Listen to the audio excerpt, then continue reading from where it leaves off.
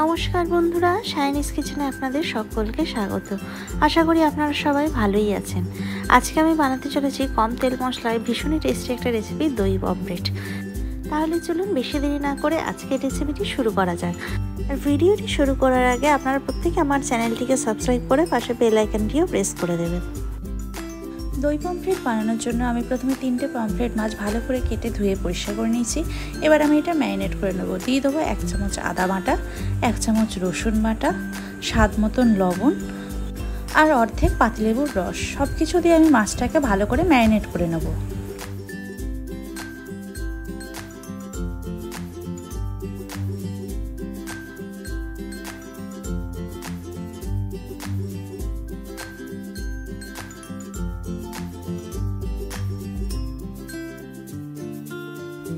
এবার আমি একটা পেস্ট রেডি করে নেবো। তার জন্য নিয়ে নিয়েছি চীনা বাদাম আর টক দই আর চীনা বাদামটাকে একসঙ্গে একটা পেস্ট তৈরি করে নিলাম।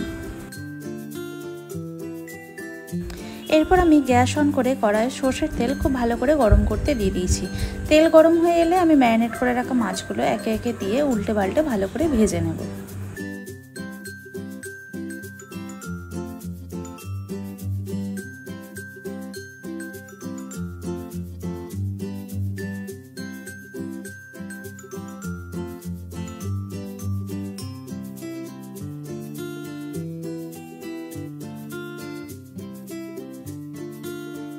মাছ ভেজে তুলে নেওয়ার পর কড়াই বাকি তেলে দিয়ে দিলাম কালো জিরে, তেজপাতা, শুকনো লঙ্কা।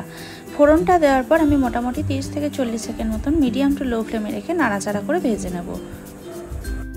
এরপর আমি দিয়ে দিচ্ছি 1/2 টেবিল চামচ রসুন বাটা। রসুন বাটাটা আমি তেলে ভালো করে কষিয়ে নেব যতক্ষণ না একটা ভাজা রসুনের গন্ধ বেরোয়।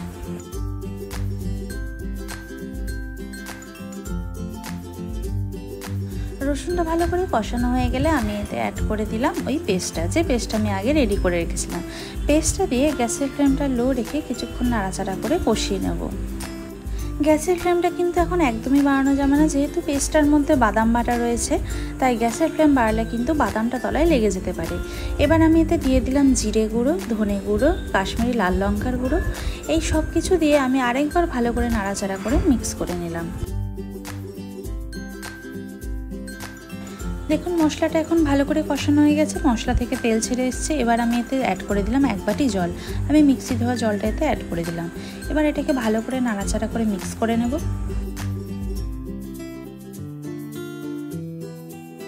গ্রেভির পরিমাণ মতন জল দেওয়ার পর আমি ভালো করে নাড়াচাড়া করে মিক্স করে গ্যাসের ফ্লেমটা বাড়িয়ে আমি গ্রেভিটাকে ফুটতে দেবো। গ্রেভিটা ফুটে এলে আমি ভেজে রাখা মাছগুলো এতে একে একে অ্যাড করে দেবো।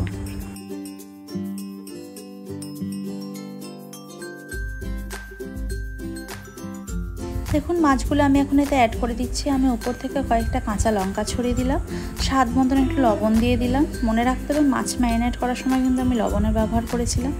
এবার এটাকে ঢাকা দিয়ে 10 মিনিট মতন লো ফ্লেমে রান্নাটা হতে দেবো। ফিরে এলাম 10 মিনিট পর। দেখুন আমাদের রান্নাটা কিন্তু এখন একদম রেডি হয়ে গেছে। ওপরে কিন্তু সুন্দর করে তেলটা ভেসে উঠেছে। এবার আমি এতে একটু ফ্রেশ ক্রিম অ্যাড করে দিলাম।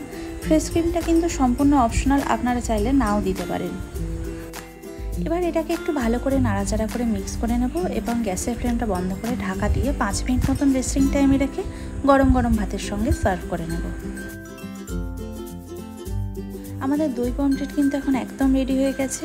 এটা বানানো যেমন যতটাই সহজ, খেতে ততটাই কিন্তু টেস্টি হয়। আপনারা কিন্তু প্রত্যেকে এই রেসিপিটা একবার বাড়িতে ট্রাই করে দেখবেন। আজকের রেসিপিটা আপনাদের কেমন লাগলো আপনারা কিন্তু প্রত্যেকে অবশ্যই আমাকে কমেন্ট বক্সে কমেন্ট করে জানাবেন। যদি ভালো লেগে থাকে তাহলে লাইক, কমেন্ট অ্যান্ড শেয়ার করে দেবেন এবং আমার চ্যানেলটিকে অবশ্যই সাবস্ক্রাইব করে দেবেন। সকলকে ধন্যবাদ। সুস্থ থাকবেন, ভালো থাকবেন। দেখা হচ্ছে পরের ভিডিওতে।